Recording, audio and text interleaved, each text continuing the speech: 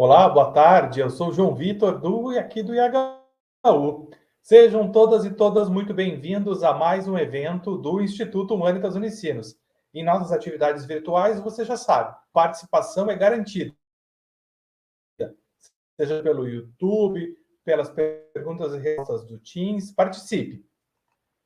Para saber mais sobre a nossa programação e os nossos eventos, acesse ihu.unicinos.br. Também não esqueça de curtir os nossos vídeos e se inscrever no nosso canal no YouTube e também de compartilhar os nossos conteúdos nas suas redes sociais. Hoje nós recebemos o jornalista, mestre e doutor em comunicação, também meu amigo, colega aqui do IHU, o Ricardo de Jesus Machado. Ele proferirá a conferência da semiótica às semiofagias, comunicação e multinaturalismo indígena. Boa tarde, Ricardo.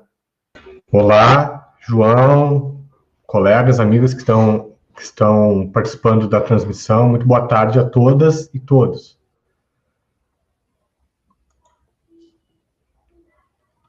Acho que o Ricardo chegando ali para a gente pode ir apresentando, então, o nosso colega Ricardo.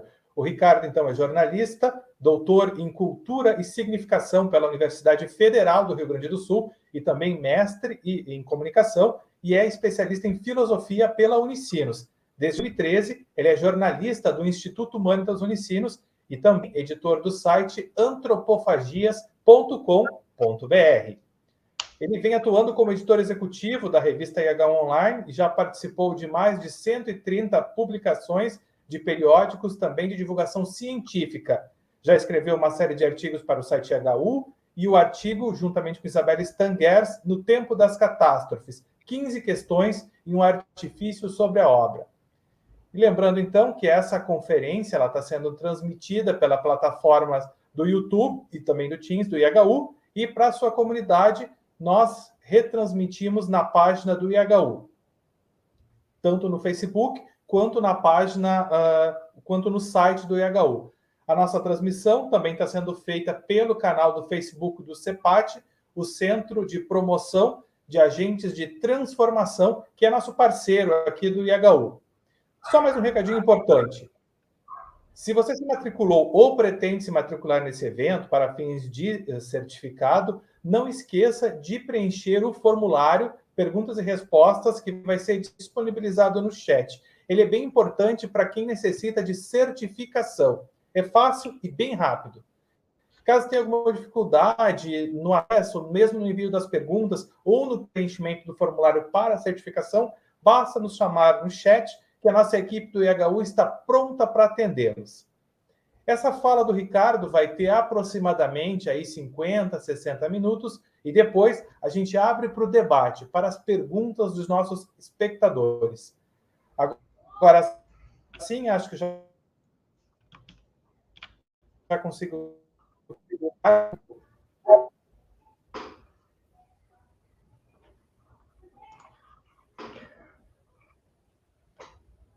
Olá, muito boa tarde. Eu gostaria, em primeiro lugar, de agradecer a oportunidade de poder apresentar minha pesquisa de doutorado nesse espaço tão nobre que tantas vezes tenho o privilégio de mediar.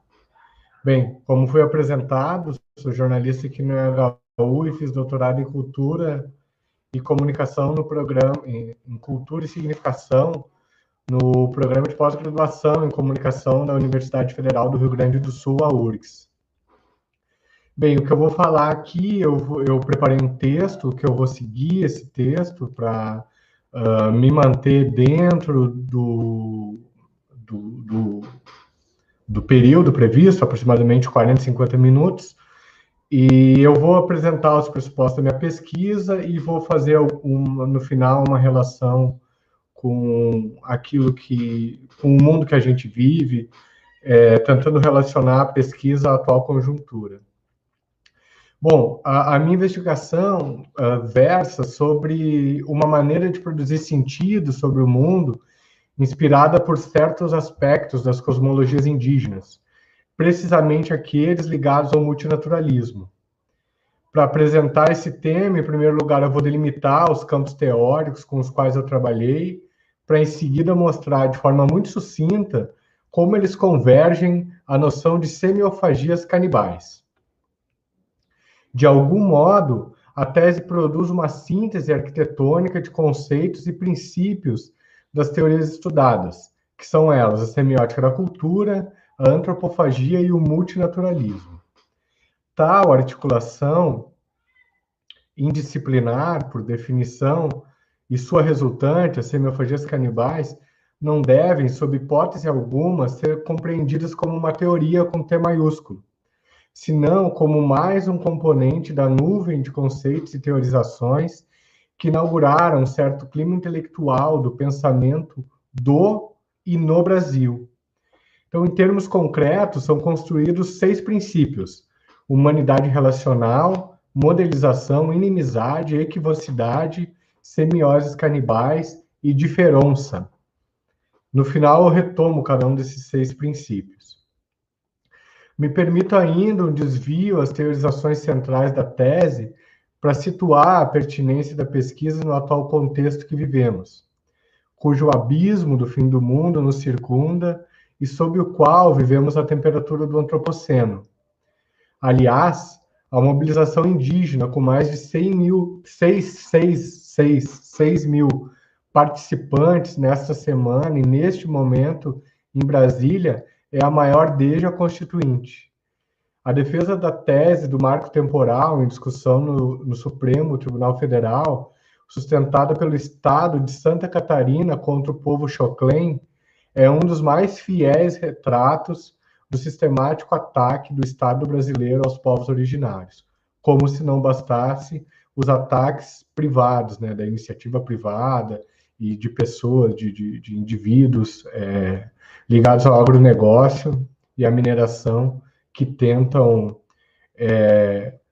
passar por cima dos direitos dos povos indígenas. Bom, defender o território indígena e a autodeterminação desses povos é uma de nossas poucas, se não a única, garantia para tentarmos manter o planeta habitável, tal como sugere o último relatório parcial do painel intergovernamental sobre mudanças climáticas, o IPCC, divulgado no início de agosto. Mas voltando aos debates concernentes à tese, a proposta é pensarmos alternativas viáveis para superarmos as profundas crises que vivemos, que são, em alguma medida, e talvez a maior medida, decorrentes da crise das mediações. Isso é, os mediadores sociais como a ciência, a política representativa, têm cada vez menos relevância no nosso atual contexto. Eles, em certo sentido, eles têm fracassado, e eu digo isso entre aspas, em construir ou dar conta de um projeto civilizatório. Disso decorre a importância da semiótica, não propriamente como teoria da comunicação, embora também seja fundamental nesse contexto, mas como um dispositivo que seja capaz de renovar nossa capacidade de perceber as coisas. Dito isso, e agora indo diretamente ao conteúdo da tese, a proposta dela consiste em pensar um tipo de semiótica de matriz indígena a partir da inter-relação entre a análise semiótica da cultura, a antropofagia e o multinaturalismo, tendo como eixo central um modo de produção de sentido inspirado pelo pensamento nativo do Brasil. Produzir sentido quer dizer produzir significado sobre o mundo, ou seja, a maneira pela qual a gente compreende os eventos que nos cercam. De uma maneira muito simples, mas clara, compreender o que significa semiótica tem a ver com levar em conta aquilo que não está expressamente posto pelos enunciados, sejam eles textuais, musicais, visuais ou audiovisuais. Aquilo que não está na mensagem direta, mas que agencia e interfere, por mecanismos mentais e culturais, o nosso modo de compreender as coisas. Dizendo de outra maneira, a semiótica, especialmente a semiótica multinaturalista, se interessa pela invisível conjunção e, aquilo que subsiste às fragmentações. A conjunção e como vetor que relaciona termos aparentemente antagônicos, ou ao menos particulares. Em suma, é o E escondido das relações. O E que, no caso dessa pesquisa, une de forma incontornável natureza e cultura. Portanto, se interessa por aquilo que conecta essas duas coisas, não por aquilo que as divide. Bem, a origem dessa pesquisa tem como gatilho a percepção, durante o curso de especialização em filosofia, no programa de pós-comunicação em filosofia da Unicinos, de que o pensamento antropófago, como tradução do pensamento indígena, era rico em possibilidades de investigação. Foi a partir daí que se construiu a hipótese de se pensar semioses indígenas a partir de seus próprios termos. Essa fagulha, agora bastante óbvia, mas nem um pouco à época, levou-me a tentar compreender as particularidades de um tipo de produção de sentido sobre o mundo que tinha como desejo pensar o eu desde o outro, o que rompia com um modo bastante hegemonizado de lidar com as diferenças. No que toca à comunicação e à semiótica da cultura, tratava-se, então, de pensar o cultural desde o extracultural. Isso despertou a curiosidade de entender os processos comunicacionais em jogo nesse deslocamento de perspectivas. A semiótica da cultura foi fundamental para entender os processos de semiotização indígenas. Contudo, para ser o mais fiel possível às categorias e os modos de compreensão do mundo indígena, o multinaturalismo se transformou na pedra de toque que orientou a condução das aproximações do meu trabalho de doutorado. A semiótica da cultura é um ramo das teorias da comunicação, embora não seja reconhecido em todos os manuais do campo. E a semiótica da cultura, em particular, se interessa pelos processos de produção de sentido, também denominados semiose. Esse tipo de estudo se dá por meio das estruturalidades que conformam um texto da cultura. Bem, mas o que é um texto da cultura, afinal de contas? Para a semiótica da cultura, texto é toda a materialidade simbólica ou real que dá corpo à cultura. A origem dos estudos semióticos da cultura remonta ao Departamento de Semiótica da Universidade de Tartu, na Estônia. Isso lá na década de 1960, quando a Estônia ainda pertencia à União Soviética. E um dos principais nomes ligados a essa corrente teórica é o Yuri Lotman, que propôs, a partir de diversos ensaios e artigos e cursos de verão, as bases do que hoje chamamos semiótica da cultura russa. Há outros autores da semiótica da cultura, como, por exemplo, o Ivan Bistrina, mas a minha tese se centrou particularmente nas proposições da semiótica da cultura russa. Bem, quando se trata de pensar a análise semiótica da cultura, é fundamental levar em conta um conceito muito caro à teoria, que é o conceito de semiosfera. Análogo à noção de biosfera, semiosfera é o locus onde a cultura se realiza em termos de compreensão e concepção de mundo. É um espaço de realização semiótica. Falando em outros termos, dizer que é um espaço semiótico implica dizer que uma semiosfera nos ajuda a compreender os signos de uma dada cultura. Vejamos um exemplo bastante simples. A noção de Deus no cristianismo católico leva em conta a Trindade, Pai, Filho e Espírito Santo, enquanto entidades metafísicas. A noção de Deus nas cosmologias indígenas implica uma série de outras relações, a depender da etnia, porque são muitas etnias e as etnias se organizam sociologicamente e religiosamente, digamos assim, ou espiritualmente de maneiras distintas, assim. Então, uma coisa que é importante, sublinho desde já, é que quando eu falo aqui do pensamento indígena, e aí eu trago a questão do multinaturalismo, eu estou trazendo apenas um aspecto das cosmologias indígenas, que são bastante complexas e que têm bastante particularidades. embora o multinaturalismo seja uma característica, digamos assim, comum em muitas etnias amazônicas, pelo menos, ou etnias do tronco tupi, né? Que compreende também a Mata Atlântica, enfim, a costa brasileira e boa parte da Amazônia. E a noção de Deus, voltando então, a noção de Deus nas cosmologias indígenas implica uma outra série de relações. E inclui nessa concepção de Deus aquilo que nós ocidentais chamamos de acidente geográfico, tais como as montanhas, por exemplo.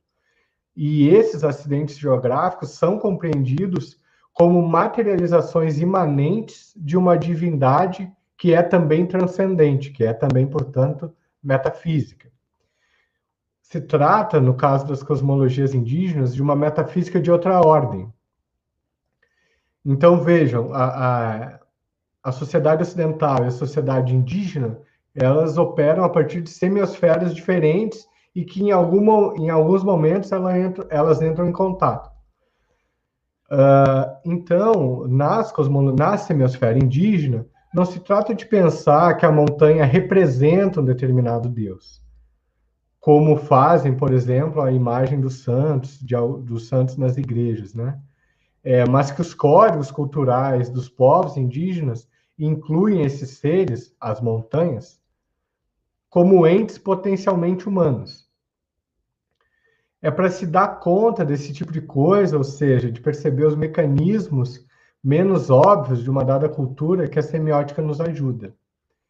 Então, o que as semiofagias canibais tentam acrescentar às propostas da semiótica da cultura é o reconhecimento de que a condição de humanidade não está restrita à nossa espécie, afirmando, junto com o multinaturalismo, que aquilo que chamamos de natureza pode bem ser a cultura dos outros, dos humanos outros.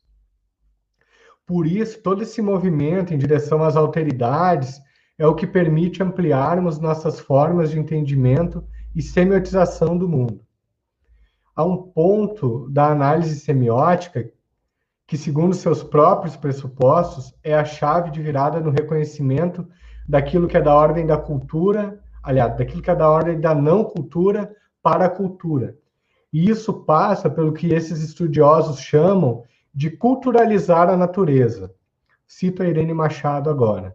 Ao pôr em linguagem os eventos que o cerca, o homem culturaliza a natureza. Encerra a citação. Ora, se do ponto de vista da semiótica da cultura, culturalizar a natureza é semiotizá-la, portanto, produzir sentido sobre a natureza, o multinaturalismo propõe um viés um pouco diferente, voltando o olhar para a multinatureza da cultura. Ou seja, trata-se de pensar a cultura sob outro registro, ou sob o registro de outras naturezas.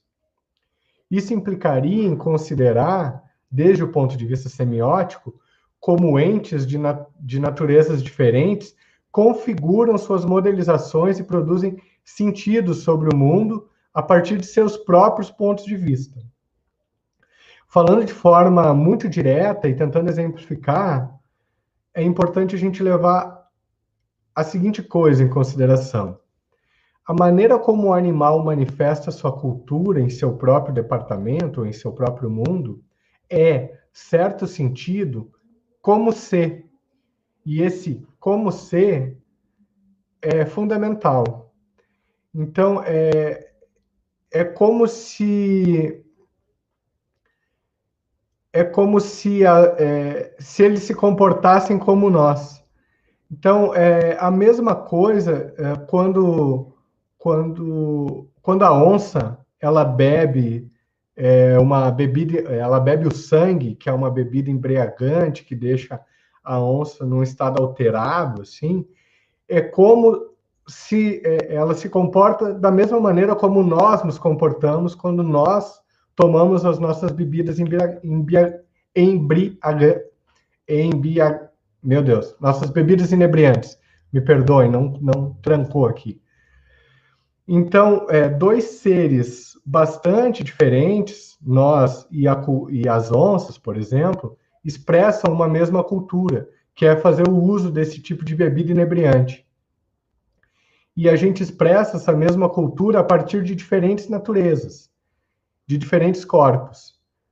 E quando a gente passa a interpretar esses comportamentos como comportamentos culturais, isso rompe completamente com a noção de que apenas nós somos dotados de cultura. E também supera a ideia de que os animais agem somente por instinto. Então, é nesse sentido que o multinaturalismo se converte em pedra de toque da relação entre semiótica e antropologia nas semiofagias canibais, pois nos ajuda a entender que a culturalização da natureza não deve ser reduzida ou ser privilegiadamente dada pelo pensamento antropocêntrico e pela perspectiva do modo como tendemos a compreender o mundo. A culturalização da natureza, no multinaturalismo, não se reduz à nossa espécie, pois o humano que culturaliza a natureza, ou seja, que confere sentido sobre o mundo, e um sentido relativamente particular, pode ser um humano onça, um humano queixada, um humano urubu. Ou melhor dizendo, de um modo perspectivista, o humano que multinaturaliza a cultura é, em suma, o humano não reduzido ao antropocentrismo. Em um sentido ainda mais radical e que atesta a pertinência da aproximação entre a semiótica da cultura e o multinaturalismo, é que esse processo de culturalização da natureza sequer passa pelo ser humano. Ele é, antes de qualquer coisa, um dispositivo inteligente da cultura, que no máximo se expressa por meio dos seres humanos. Tal característica nos sugere que atribuir estatuto cultural a dimensões que não nos acostumamos, simplesmente,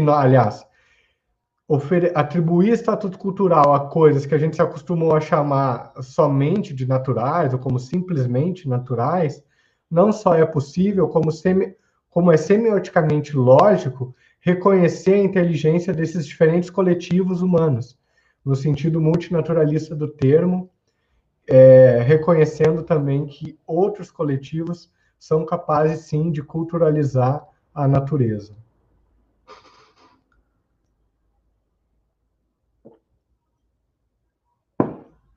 Passemos à antropofagia.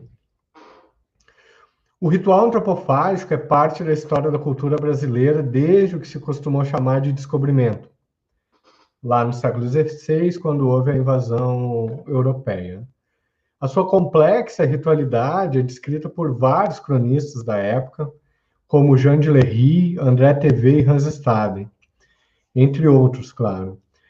Essas crônicas são conhecidas e foram retomadas por diversos campos do conhecimento, principalmente da antropologia, da história, da teologia, afinal, todos esses cronistas que eu citei, eles eram missionários, né? Mas também da teoria crítica literária e ainda no campo da comunicação, mas nesse campo com muito menos ênfase.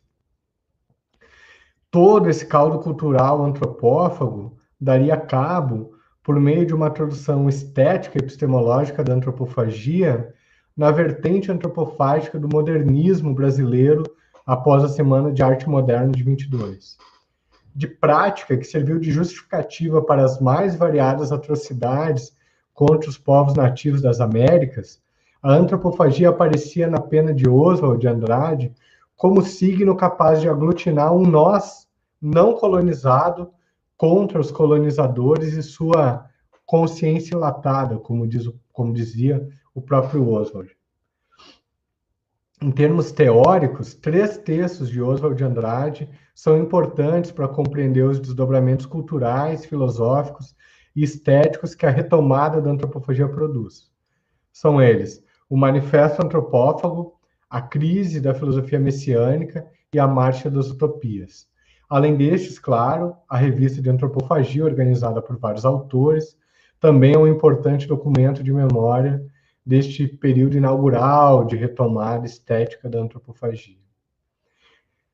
É importante, contudo, salientar que, a despeito de pensarmos a antropofagia e lermos e retomarmos a antropofagia em sua dimensão criadora, ela não deixa de ser uma prática cuja origem não está destituída de violência. a antropofagia também não é sublimadora, né? E isso é algo que a difere radicalmente dos modos ocidentalizados de pensamento e de simbolização, né? A antropofagia não serve para aquela estratégia de levar uma paixão triste, uma violência para o nível do simbólico, e aí com isso simboliza, e aí meio que neutraliza a violência de uma certa prática. Não. Digamos assim, é muito difícil. A antropofagia não serve para sublimar nada ou quase nada, ou pelo menos não serve como algo sublimador no sentido ocidental do termo, né?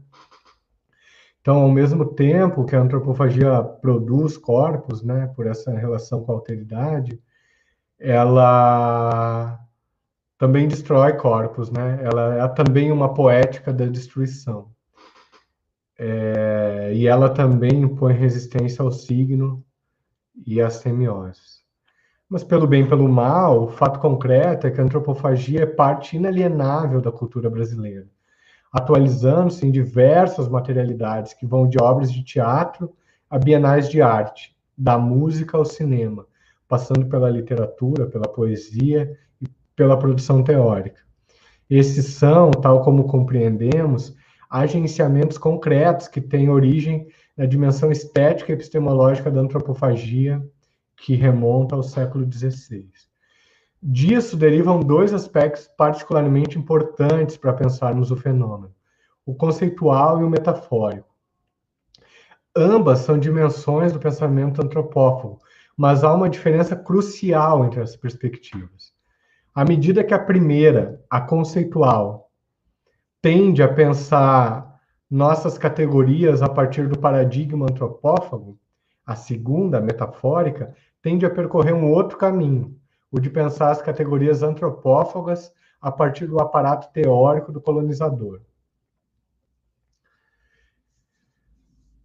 E a nossa inclinação na pesquisa e o nosso desejo foi justamente o de pensar a antropofagia o máximo possível por seus próprios conceitos e por seus próprios termos, portanto, de forma conceitual.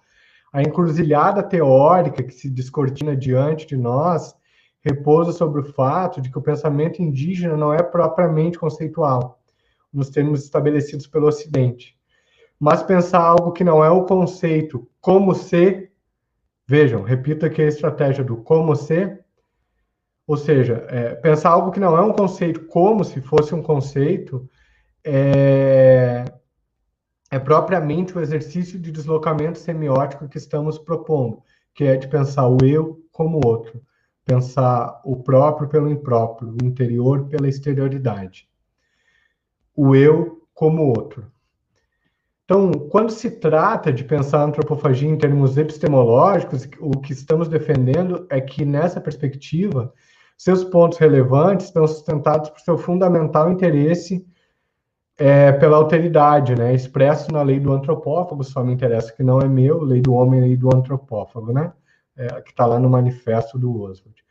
Na primazia da posse, e o conceito de posse é um conceito bem complexo e cheio de contradições, e que vale a pena talvez depois a gente possa se deter sobre isso. O Alexandre Nodari é um autor que tem uma produção teórica muito rica sobre o conceito de posse na antropofagia, mas, enfim, pensar a antropofagia epistemologicamente passa por pensar a posse como uma mediadora de um tipo de identidade que se dá pela relação com a alteridade, né? Tendo como motor de partida a transitoriedade típica da constância antropofágica, e no desejo permanente de reinvenção política que tenha como objetivo um tipo de sociedade baseada não em valores de hierarquia e acumulação, seja essa acumulação individual, privada ou estatal, mas calcada em pressupostos onde o ócio não seja interpretado como vício, né, mas como virtude, capaz de nos oferecer alternativas em direção a modos de habitar o mundo verdadeiramente sustentáveis. A antropofagia está nas raízes de nossa brasilidade, né? E denota a profunda riqueza das formas de pensamento dos povos nativos dessa terra pindorama. Isso implica abandonar a leitura colonialista do fenômeno, né? Que leva à primazia da metáfora como chave de leitura. Isto é, pensar a antropofagia para além das metaforizações significa se orientar por um desejo constante de movimento em direção ao outro, em direção às alteridades, de ter a constância antropofágica como horizonte ontológico e uma perspectiva política que fuja das armadilhas binárias ligadas a certas formas de pensamento hegemônico ocidental. Isso tudo nos leva a tomar a antropofagia como um conceito pragmático, que se constrói a partir da instabilidade das relações e que não está dado a priori. Essa intuição, prenhe no pensamento dos povos nativos, é uma dimensão constitutiva dos pilares que sustentam as semiofagias canibais.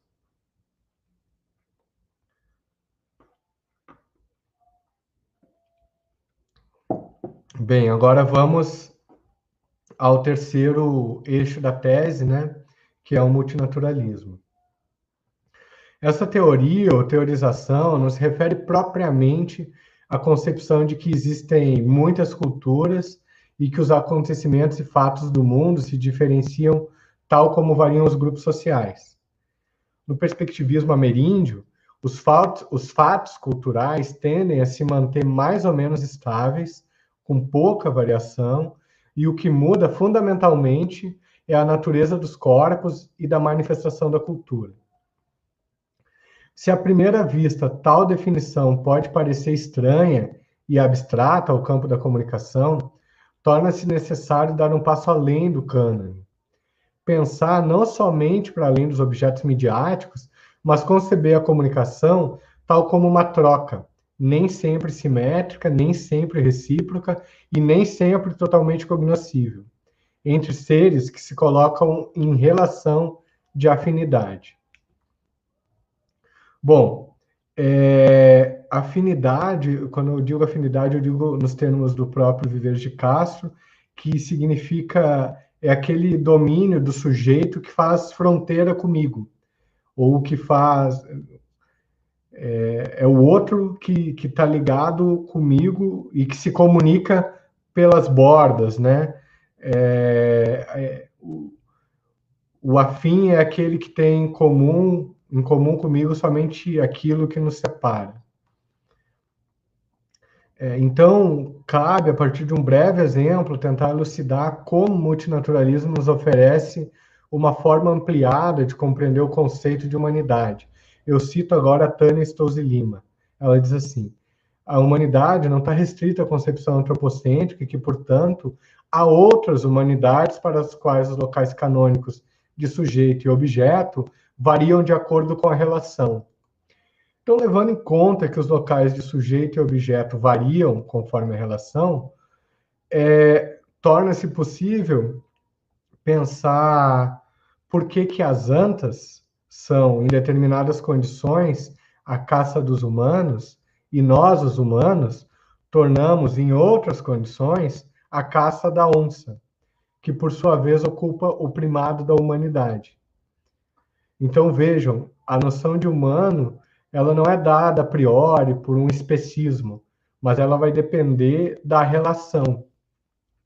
E a caça ocupa um papel importante nessa sociocosmologia multinaturalista, né? Porque ela também é uma forma de disputa pelo estatuto de humano. Então, aquele que diz primeiro, sou humano, seja no disparo da flecha numa caça com os humanos indígenas, ou no rugir da onça, pois, afinal de contas, quando se ouve o rugido da onça, já é tarde demais, seja em uma ou em outra forma, quem diz primeiro sou humano é quem ocupa o lugar da humanidade na relação. Então, a posição de humano nunca também é ocupada por dois entes ao mesmo tempo. O Viveros de Castro escreve o seguinte, cito ele: a humanidade universal dos seres, a humanidade cósmica de fundo que faz de toda espécie de existente um gênero reflexivamente humano, está sujeita ao princípio da complementariedade, definindo-se pelo fato de que duas espécies diferentes, necessariamente humanas para si mesmas, não podem jamais sê-lo simultaneamente uma para outra. Então, a questão de fundo consiste não propriamente no fato de que os animais sejam humanos tal como nós, mas o fato deles se pensarem como humanos, ou se pensarem como se fossem humanos, muda tudo. E eu sublinho novamente a particularidade do como se. Da mesma maneira que em nossa forma cultural antropocêntrica há a separação do que é da ordem dos sujeitos e dos objetos, bem como da natureza e da cultura, as cosmologias indígenas também procedem por separações semelhantes. Contudo, a grande diferença reside de que tal distinção não é dada de forma preliminar, mas depende sempre da relação em que está posta. Por isso também o perspectivismo indígena não é representacional, mas relacional.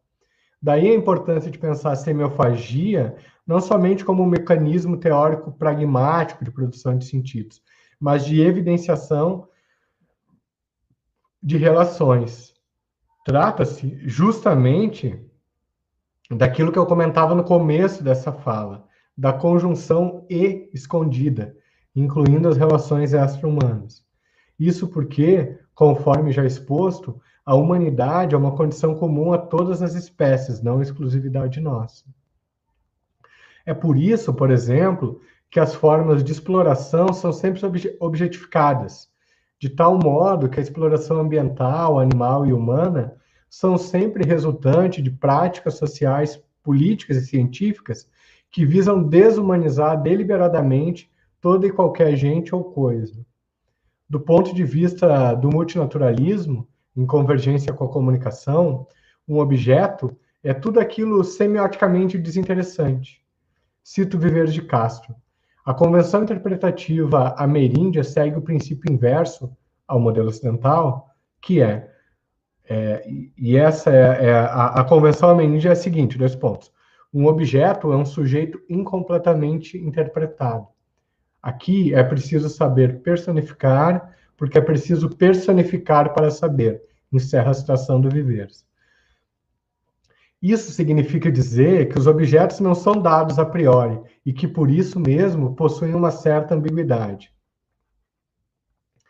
Pensemos, então, o que significa atribuir intencionalidade, portanto, humanidade ao que costumamos perceber somente como fatos brutos e quais são as suas consequências em termos sociais, semióticos e comunicacionais.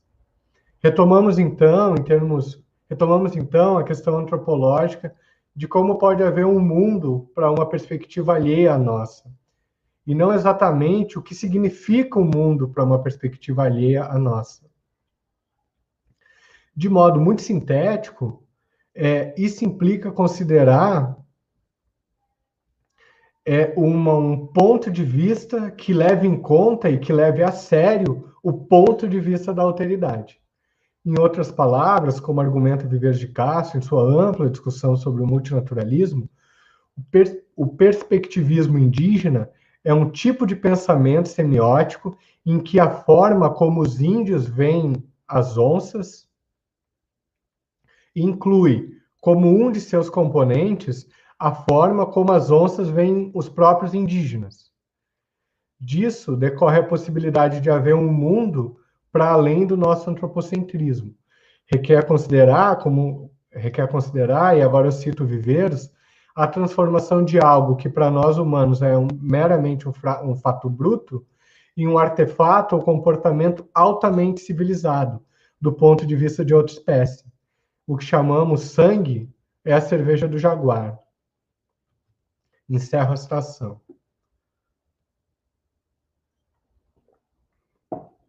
Quando afirmávamos que o mundo sensível, aquele passível de ser apreendido por nossas percepções, apresenta-se em sua materialidade de um modo relativamente homogêneo a outras perspectivas humanas, dos animais dotados de humanidade, por exemplo, estamos dizendo que o que se observa é a mesma coisa, mas o que se vê são coisas diferentes.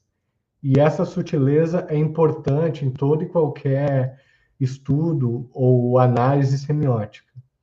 Vejamos tal afirmação a partir de um exemplo concreto. Enquanto o madeireiro, o minerador, o monocultor observam a floresta e veem nela commodities para extração e aumento do saldo da conta bancária, o Estado neoliberal ou neofascista, se quisermos, olha para essa mesma floresta e vê um certo equilíbrio da balança comercial. Mas essa mesma floresta, veja que a gente está tratando de um mesmo objeto observável. Essa mesma floresta, vista desde a natureza, desde os corpos dos seres que a habitam, sejam eles indígenas, animais ou vegetais, ou mesmo espíritos, é percebida como a própria casa, e sem a qual não existe outra possibilidade de manutenção de seus modos de vida tradicionais. Tal comparação entre dois paradigmas de relação com o mesmo observável evidencia que o mundo altera sua conformação na mesma medida que muda a natureza dos corpos. Então, é um pouco falsa a ideia de mundo, né? O mundo, na verdade, são milhares de mundos. E que o nosso desafio é fazer conciliar essas milhares formas de habitar o mundo, né? E que hoje a gente vê o mundo sendo cada vez mais devastado por uma única maneira de habitar, que não por acaso é a maneira que o destrói. No entanto, esse mundo no singular não existe, né? O mundo são muitos mundos. Voltando à pesquisa e à argumentação que eu venho apresentando, é justamente essa riqueza de possibilidade de semiotizações, de concepções de mundo, que permitem a construção de mundos distintos para se habitar, né? E, por sua vez, garante a existência de uma espécie de economia semiótica da diferença, manifesta na riqueza múltipla dos corpos. Isso porque, para que um ser seja dotado de cultura, é necessário, antes de mais nada, pensar em posição reflexiva. Ou seja, pensar como se ele fosse um humano, quer ele seja humano ou não. De modo que a humanidade, no sentido multinaturalista, é pronominal, não espiritual.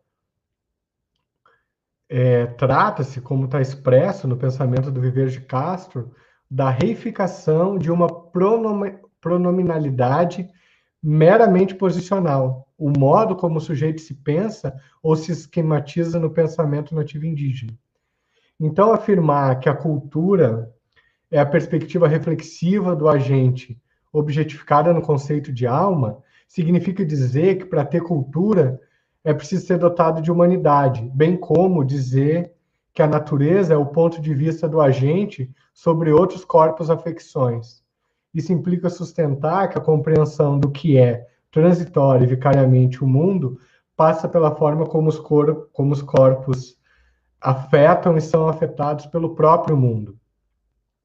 Isso decorre de tal modo, reescrevendo o postulado de Viver de Castro, que a cultura, em sua dimensão expressiva, dependerá da natureza dos sujeitos, de como as diferentes humanidades praticam suas humanidades, seja bebendo cerveja, no caso dos humanos como nós, seja degustando sangue da presa, no caso dos humanos como as onças.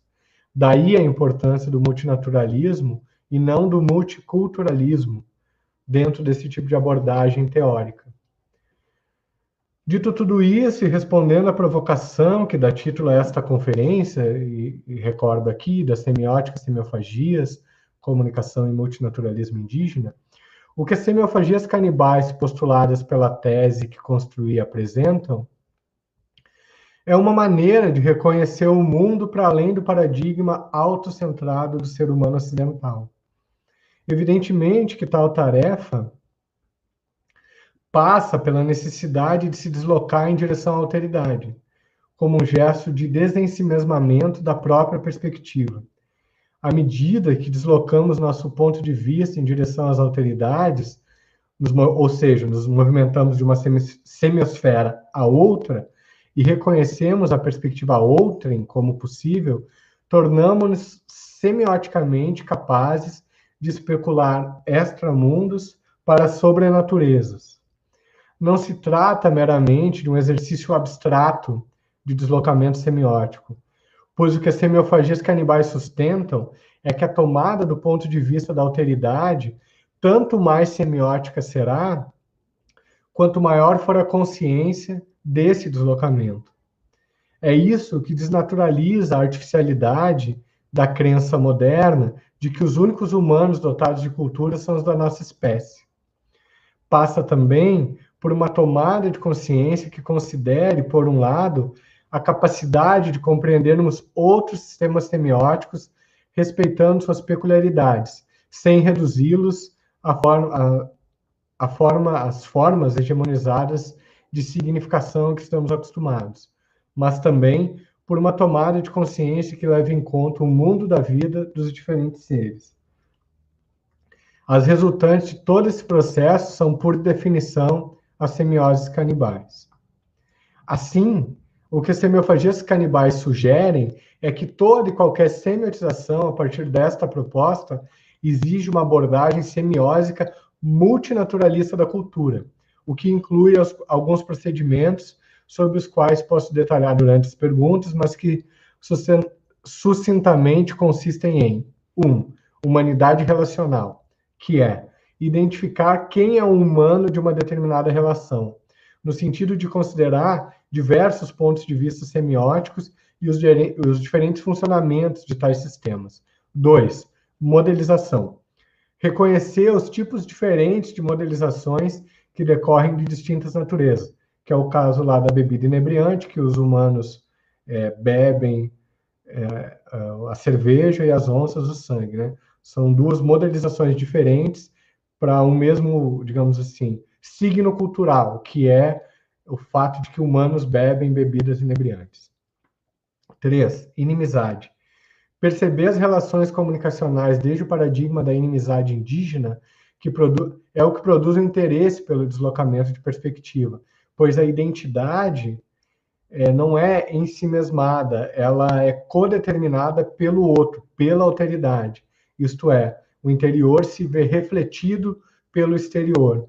O interior se vê numa imagem irreconhecível de si próprio, se vê pelo ponto de vista do outro.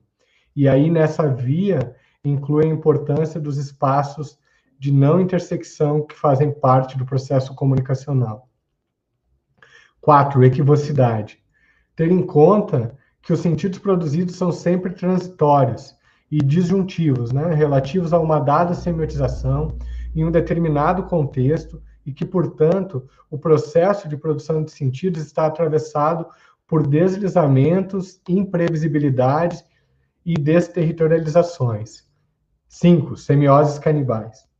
A necessidade de reconstruir os modos de funcionamento dos sistemas semióticos diversos a partir de uma modelização que seja atenta às alteridades, às anomalias e às peculiaridades de outros sistemas semióticos, né? E dessa maneira repensar os nossos próprios, as nossas próprias semioses pela perspectiva outrem. 6º e último princípio, diferença. Aqui a semelhança com o différence do Derrida não é mera coincidência. Esse termo, no entanto, não é autoral, eu tomo da obra do Vives de Castro, na tese eu explico de onde. Mas como princípio das semiofagias canibais, a diferença implica levar em conta a diferença oriunda dos processos comunicacionais em zonas de não intersecção entre semiosferas diversas, mas que convergem à perspectiva semiósica multinaturalista da cultura, da análise da cultura, isto é, de repensar a cultura ou a nossa cultura a partir de diferentes naturezas.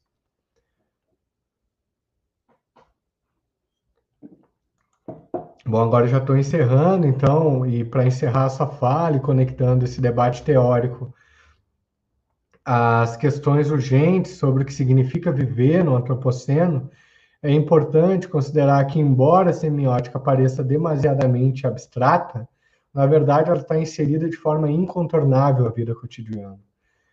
Isso porque os regimes de verdade a que estamos submetidos, todos eles, quais sejam, são, antes de tudo, dispositivos de mediação entre nós, o que quer que signifique essa palavra nós, e o mundo que habitamos.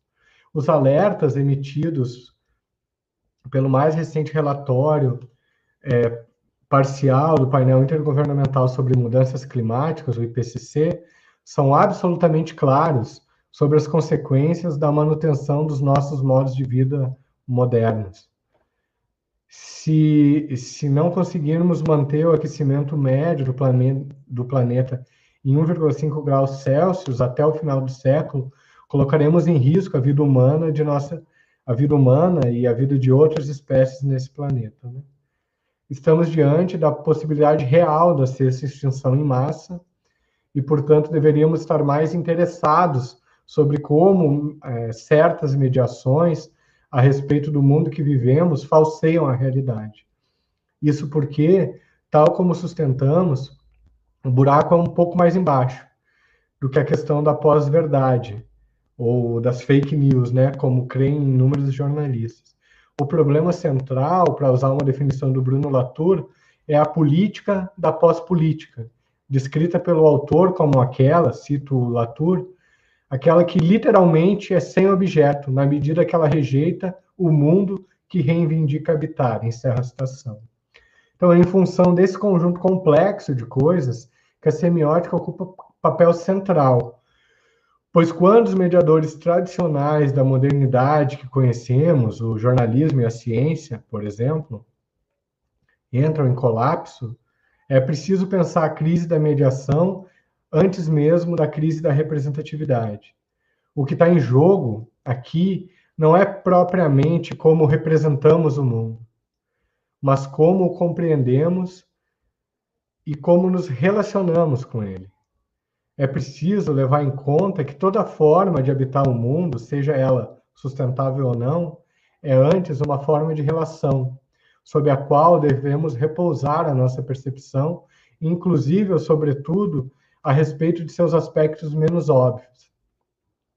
Portanto, essa transição das semióticas centradas no processo de representação, mas não somente, claro, são teorias complexas, mas essa transição das semióticas às semiofagias é uma proposta de repensar os processos de significação e de comunicação a partir do primado da relação, tentando constituir e reconstruir os sentidos do que significa a humanidade, com isso também nossas formas de habitar o mundo ferido. Muito obrigado. Tá certo, Ricardo. Muito obrigado pela sua fala. Depois dessa fala aí, então, só nos resta, então, abrirmos a discussão ao debate. Só antes eu queria trazer mais alguns recadinhos, bem rápido. Essa palestra do Ricardo, como todas as outras conferências do Instituto Humanitas Unicinos, elas ficam disponíveis no nosso canal, que você pode também acessar a partir da nossa página, ihu.unicinos.br, e você pode assistir, reassistir, enviar, compartilhar nas suas plataformas, fazer o uso que quiser. Bom, as perguntas aqui para a conferência com o Ricardo, elas podem ser encaminhadas através do chat da plataforma que você mesmo está assistindo, não tem problema, né? E eu gostaria de lembrar que quem deseja registrar presença no evento para fins de certificação, é só preencher o formulário, também está disponível nos nossos chats aqui na transmissão. Qualquer dificuldade, dúvida, é só nos chamar por ali também, que a nossa equipe de retaguarda também vai estar prontinha sempre para nos auxiliar. Ricardo, tem já algumas manifestações chegando, queria registrar que você está sendo assistido por Roraima, né? Então, uma região muito conflagrada pela questão indígena todas, Norá aí está fazendo esse registro, assim como outras tantas pessoas, Vivian Cornetti, Eliane Honório, todas pessoas destacando aí a sua fala e te parabenizando. E te comportem, Ricardo, professora Nízia Marins do Rosário, sua orientadora, está aí nos assistindo, né? Ela brinca que saiu correndo de uma banca e conseguiu chegar. Bom, eu tenho muitas perguntas aqui, né? Como a gente conversa bastante, mas eu queria começar com uma, antes de abrir propriamente o debate, uma pergunta minha pessoal.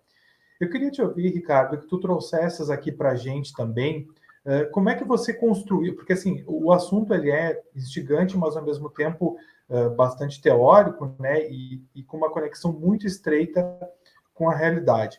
Mas eu queria, a realidade concreta, né? Eu queria te ouvir, como é que você, queria compartilhar também com as pessoas que nos acompanham aqui, como é que você construiu esse seu objeto de pesquisa e como isso te levou aos problemas que tu trazes aí na pesquisa? Bom, trabalho propriamente de, digamos assim, metodológico, de pesquisa, né? Ele foi bastante extenuante e longo e com muitos vai e vens, digamos assim, né? A tese, ela é um pouco, digamos assim, que foi um termo que acabou aparecendo na banca, né? Ela é um pouco ambiciosa, no sentido ambíguo do termo, né? De ambicioso de querer tratar de um tema bastante complexo e grande, e as implicações também negativas dessa escolha, né? Ocorre que, do ponto de vista do, digamos assim, do produto final da tese, ela abre muitos flancos, né, para pesquisas futuras, assim. Eu construí uma base, digamos, relativamente sólida para poder avançar numa série de aspectos que eu não consegui aprofundar pela natureza do trabalho. Como eu interrelaciono três campos do conhecimento, semiótica da cultura, antropofagia e multinaturalismo, ou para dizer de maneira mais clara, comunicação, teoria e crítica literária e antropologia, me demandou muita leitura, assim, um volume bastante intenso de leitura. E para eu poder fazer a conexão dessas três áreas, foram necessários alguns, digamos assim, saltos lógicos. Não propriamente saltos lógicos, mas alguns saltos teóricos. Porque, na verdade, eu justifico todos esses saltos, né, que eu dou para poder construir um debate coerente, né, entre os três campos. Então, o que, que eu fiz? Como a tese é do campo da comunicação, eu comecei pela semiótica, apresentando os pressupostos da análise semiótica da cultura, aqueles componentes que conformam as estruturalidades do texto na cultura, né? A partir do Lotman e de leitores do Lotman, a professora Irene Machado, por exemplo, que é uma professora que estuda bastante o Lotman, mas também a Nízia Martins do Rosário, que é minha orientadora, que eu também vi que ela fez uma pergunta, depois vou me referir melhor a ela quando for responder a pergunta dela. Então, eu comecei apresentando esses pressupostos, depois eu apresentei a antropofagia em seu sentido ritual, ou em sua dimensão ritual, epistemológica e conceitual, né? E aí depois eu vou no multinaturalismo para explicar o que é o conceito de humanidade no multinaturalismo e o que é, afinal de contas, esse multinaturalismo, né? E como ele se diferencia do que a gente no campo da comunicação está acostumado a chamar, que é o multiculturalismo. Então, a partir da inter-relação desses três campos, eu construí aqui os princípios que eu apresentei anteriormente, e que eles são uma junção de todos esses três campos. Então, a abordagem metodológica foi feita dessa forma, né? Embora esse, digamos assim, formato final da tese, ele tenha se configurado nos últimos meses de pesquisa, né? Dessa configuração semiótica, antropofagia e multinaturalismo. Então, eu fui, então, interrelacionando essas coisas e tentando construir, digamos assim, esses princípios que estão lá postos nas semiófagias canibais a partir dessa inter-relação. É interessante porque a antropofagia está, digamos assim, se a gente fosse pensar topologicamente a tese, né, a antropofagia está no meio da semiótica e do multinaturalismo, né? E é interessante que o movimento é mais ou menos assim, o multinaturalismo bebe da antropofagia. O multinaturalismo, ele é uma teoria antropológica, mas ele bebe da antropofagia como, digamos assim, a sua pedra de toque, né? E ele acaba, e a semiótica bebe do multinaturalismo como sua pedra de toque, né? E é isso que permitiu a gente pensar uma questão muito simples, assim, quando a gente formula, ela parece muito simples, que mas se a gente pensasse a cultura, se a gente pensasse a semiótica da cultura, em vez de ser semiótica da cultura, em semiótica da multinatureza. Foi mais ou menos assim que começou o processo de inter-relação dessas três teorias. Mas era importante apresentar os pressupostos da semiótica da cultura, os pressupostos da antropofagia como uma dimensão ritual, epistemológica, conceitual, e os pressupostos do multinaturalismo para poder fazer essa inter-relação.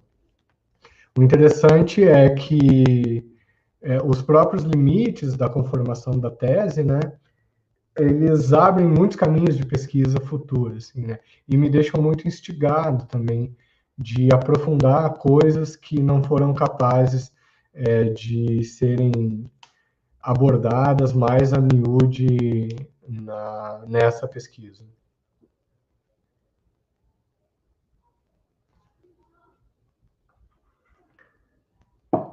João, tu tá com o microfone fechado.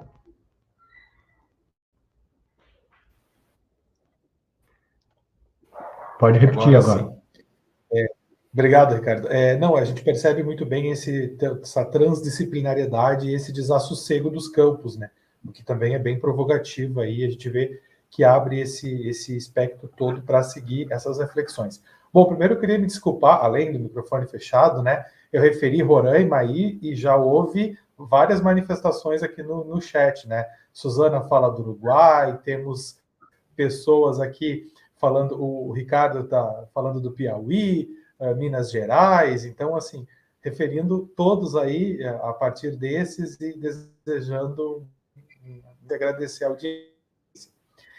Ricardo, eu passo agora, então, uma pergunta que você também citou ali, da professora Nízia do Rosário, né, onde ela coloca o seguinte, né, ela fala, Ricardo, eu gostaria de te ouvir mais sobre as contribuições que essa reflexão sobre a existência indígena multinaturalista, pode trazer à comunicação ocidental branca. Afinal de contas, né? Que contribuições ela traz? E eu vou emendar aí uma pergunta na professora Nízia, te questionando assim, como é recebido essas contribuições, ou como tu percebe a recepção dessas contribuições no campo, por exemplo, da semiótica, no campo da onde se estuda desde as perspectivas mais brancas, vamos dizer assim, né? Ou de matrizes teóricas mais ocidentalizantes? Bom, em primeiro lugar, eu aproveito a oportunidade, né, para agradecer não só a pergunta da Nízia, mas o fato dela ter aceitado orientar essa tese. A Nízia foi minha professora orientanda na graduação e depois no doutorado a gente se encontrou em outra universidade, já eu fiz graduação na Unicinos e a gente se reencontra na Universidade Federal do Rio Grande do Sul, em Porto Alegre. Uma pesquisa, essa pesquisa é radicalmente desafiadora, assim, porque ela é muito, em primeiro lugar, ela é muito ampla, né? Ela aborda, assim, campos bastante com muitos conteúdos, assim, né? E demanda leituras bastante volumosas. E foi uma aproximação, assim, digamos, pouco comum no campo da comunicação, né? Não só pelo fato de ter sido uma tese teórica, mas uma tese que articula antropologia, teoria e crítica literária e semiótica, né? que também é um campo bastante amplo e complexo. Então, há, digamos assim, algo novidadeiro nessa tese, né, que é pouco comum. Em segundo lugar, antes de responder objetivamente a pergunta, eu só gostaria de sublinhar que nem nessa fala, nem na tese, nem em momento algum, eu pretendo ou me coloco na posição de falar pelos indígenas, né? Isso não deve ser compreendido sob nenhuma hipótese. Eu não tenho nem capacidade para falar pelos indígenas, né? Eles são muito mais competentes do que eu. O que a tese faz é valorizar um conhecimento indígena, né? Há alguns autores indígenas que eu cito ao longo da tese, né? Que são importantes, dois deles bastante conhecidos, Davi Kopenawa e o Ailton Krenak, mas a minha proposta é de mostrar, digamos assim, para o nosso mundo branco, né, como esse pensamento dos povos nativos do Brasil pode ser sofisticado, e em muitos casos, né, na maior parte dos casos.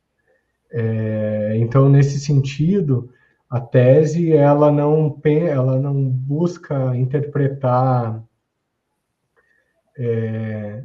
as categorias indígenas a partir dos nossos conceitos ocidentais, mas justamente colocar em causa, colocar em tensão os conceitos ocidentais a partir dos modos de pensamento indígena. Então, isso é uma coisa muito importante, assim. E acho que passa por aí uma contribuição do pensamento indígena multinaturalista para o campo da comunicação, né? Que é fazer a gente pensar os conceitos e as categorias do nosso campo a partir de um pensamento indígena. Então, acho que isso é bastante rico e acho que isso é uma contribuição grande do pensamento nativo, né? A minha tese, dentro desse contexto, é um grão de areia no deserto, mas ela converge a essa proposta, a essa perspectiva.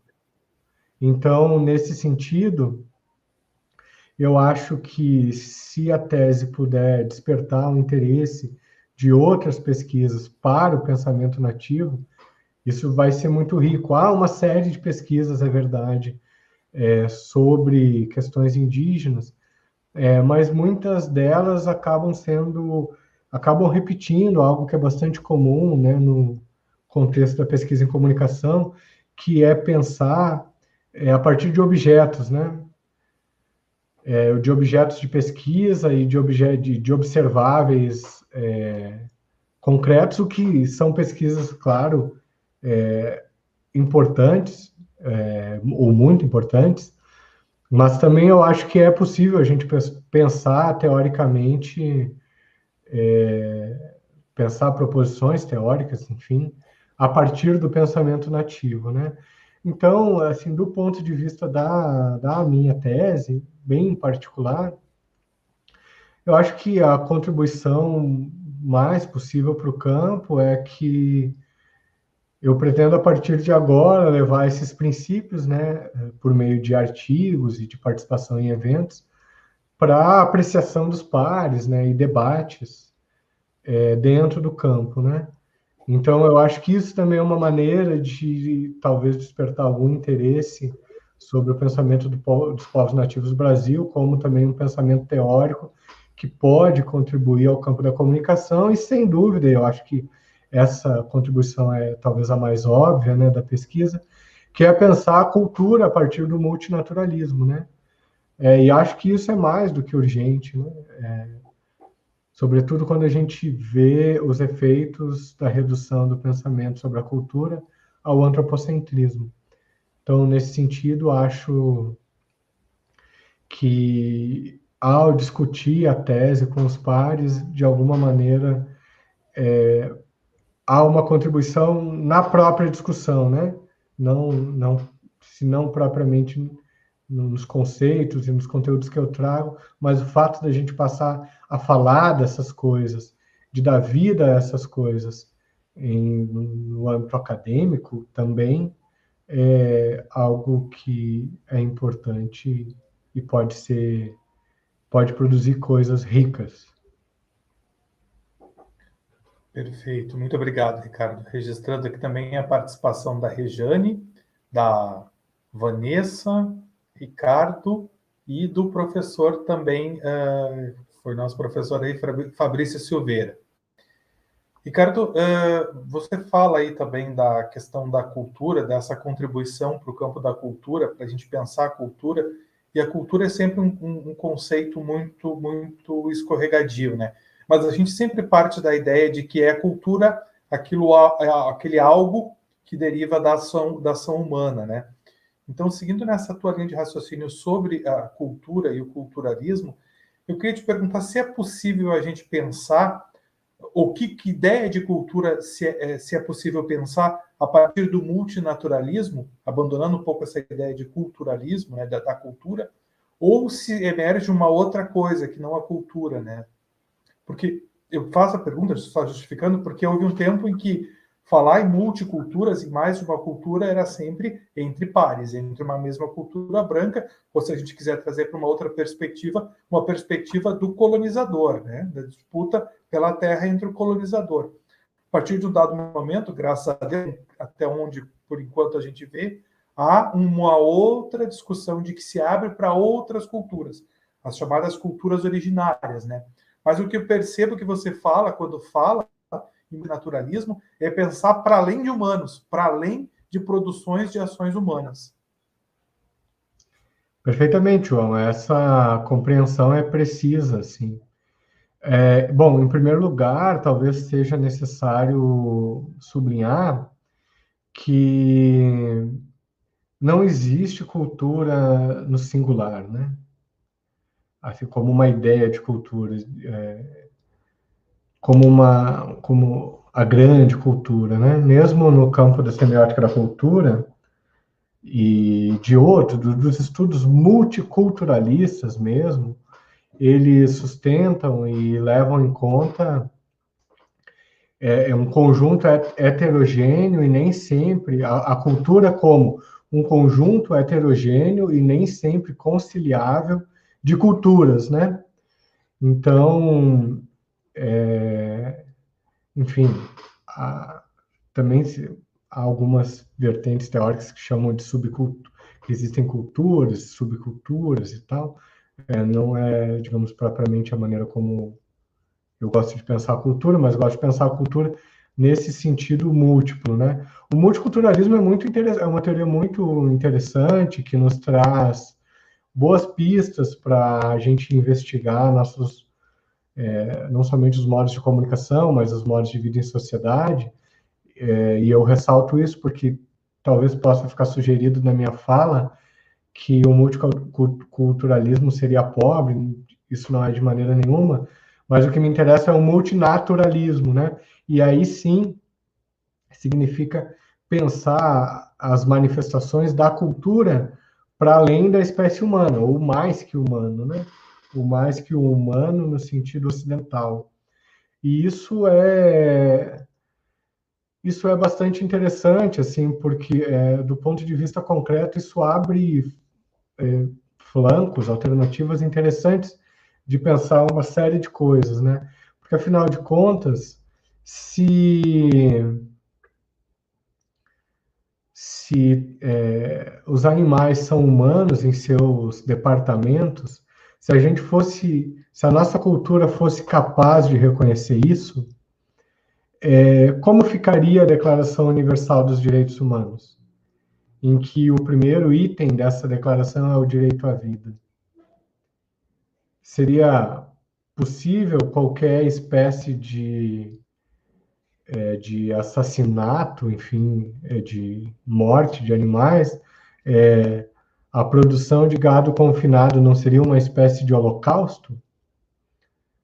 Inclusive, esse termo é utilizado assim, né, por pessoas que, assim, da causa animal, né, que estudam, que investigam e que militam dentro desse, digamos assim, campo, né? Então, se a cultura, se a cultura ela é um aspecto mais que humano, então quais são as consequências comunicacionais e políticas disso? Quais são as consequências éticas disso? Então, eu acho que isso é aquilo que eu comentava ao longo da minha apresentação, de que o fato dos animais se pensarem como se fossem humanos muda tudo, né? Muda a ordem das relações. E essas relações passam a ser cosmopolíticas, né? E não relações políticas, meramente políticas entre seres de uma mesma espécie. Então, eu acho que pode parecer um pequeno desvio ou uma pequena mudança pensar a cultura desde o multinaturalismo, né, reconhecendo a possibilidade de agenciamento cultural a partir de outros seres. Isso pode parecer pouco, mas na verdade isso é bastante. Isso tem consequências interessantes, assim, bastante complexas, que merecem ser melhor pensadas e discutidas. Perfeito, Ricardo, muito obrigado. E dentro dessa discussão do antropoceno é central, né? Porque a gente pode perceber desde os povos originários, os povos indígenas, essa relação com os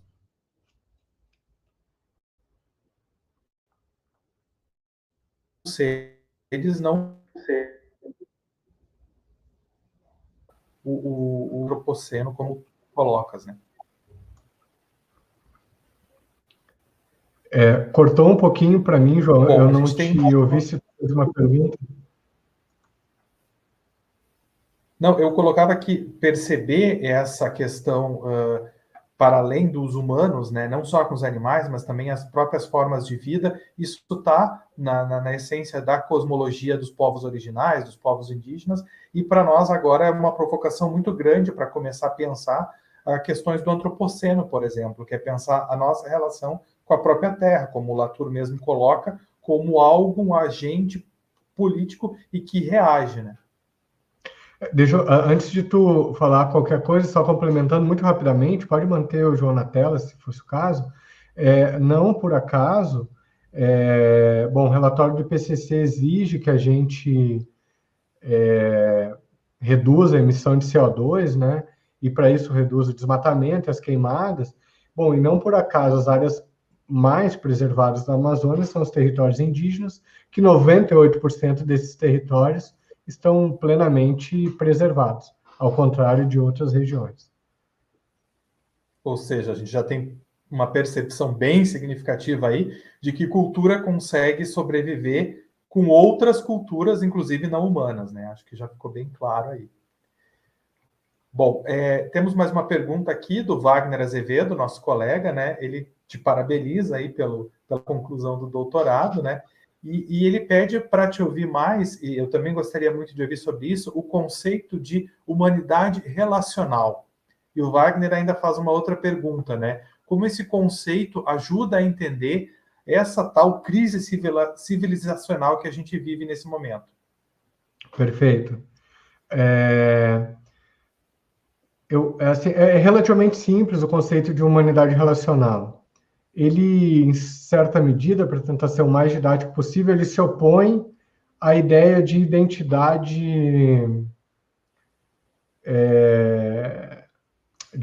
não, de humanidade a priorística, né?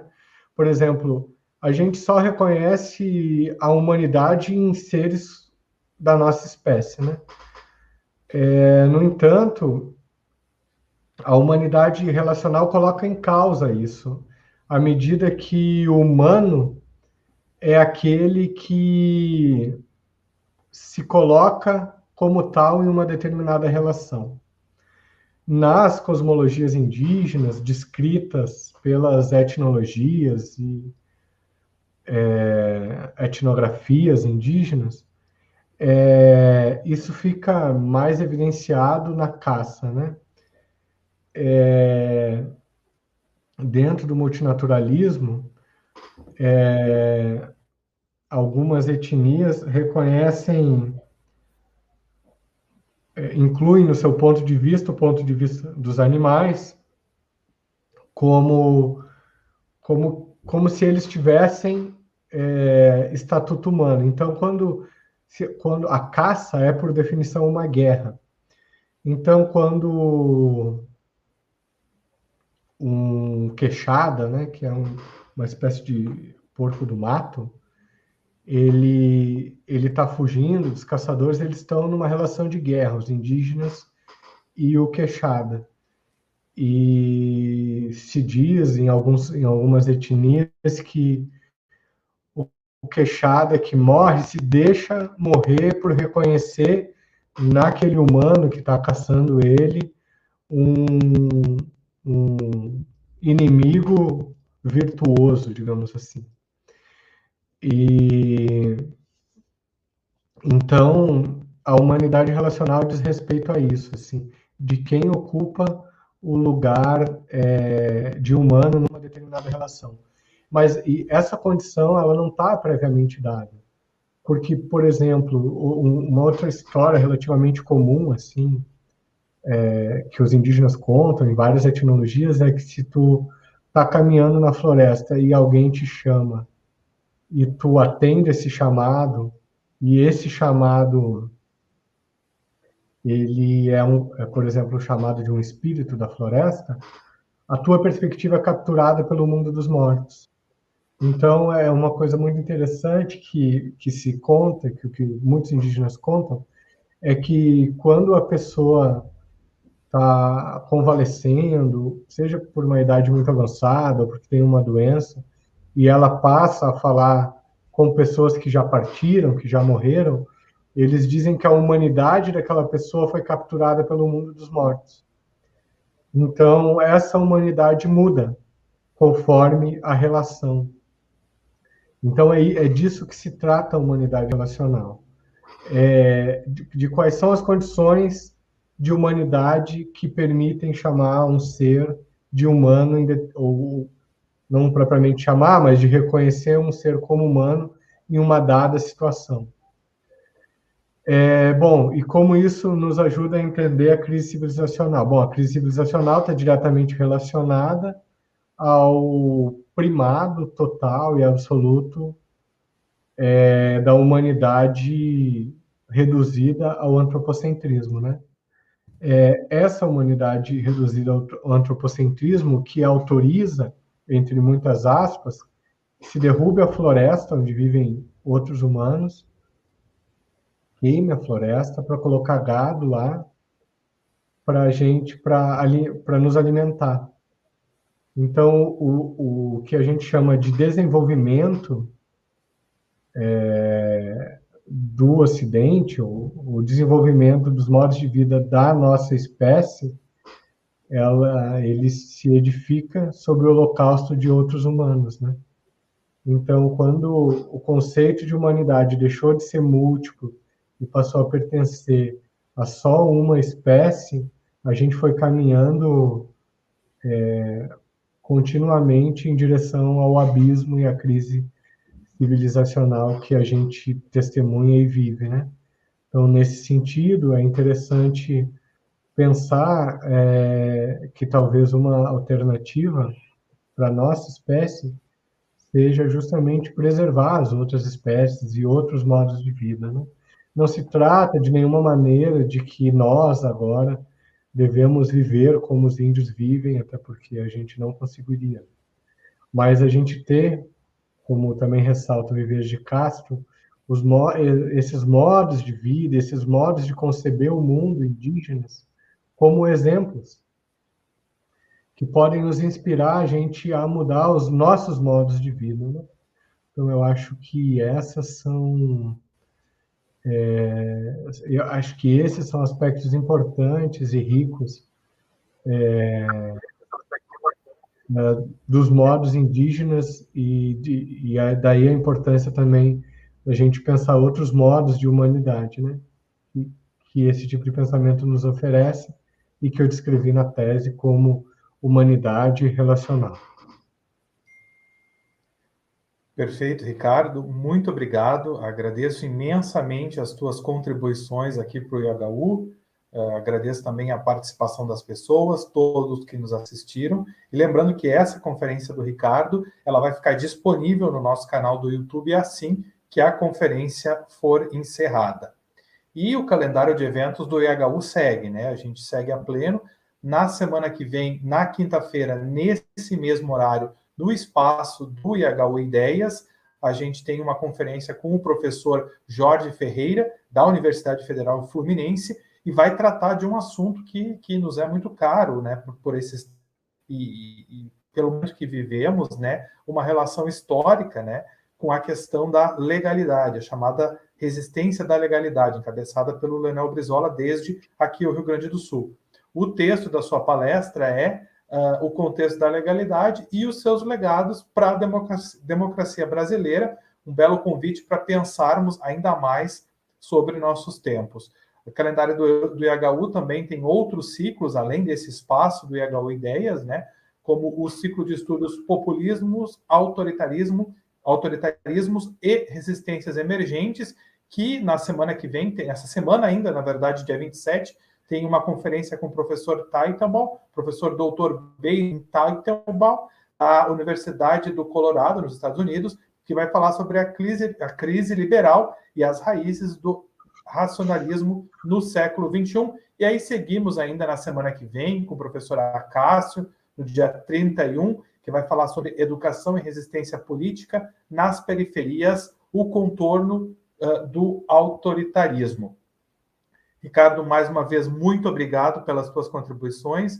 Espero que continues aí a trilhar esse caminho transdisciplinar de pensar a cultura e a importância de nos tocarmos não só por outras culturas, mas também para tentar aprender com esses outros modos de vida. Achei bem interessante que você coloca de que não é pensar nem ser indígena, né? Mas sim parar um pouquinho e analisar o quanto essas culturas podem nos legar e nos inspirar a pensar nas relações com o planeta. Certo, João, muito obrigado pela audiência, pela pergunta de todos, e até a próxima. Até mais.